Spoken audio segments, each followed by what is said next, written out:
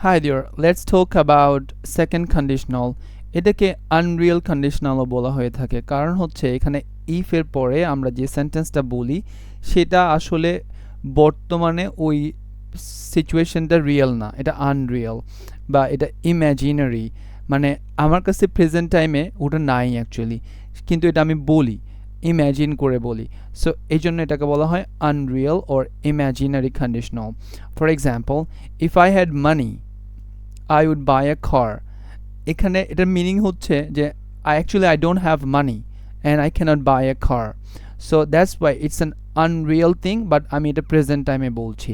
এটার স্ট্রাকচার হচ্ছে if, then past simple tense, then subject, তারপর হচ্ছে would, and then verb এর base form. So I hope you understand this. This is called second conditional or unreal conditional. Thank you very much for watching. Happy learning.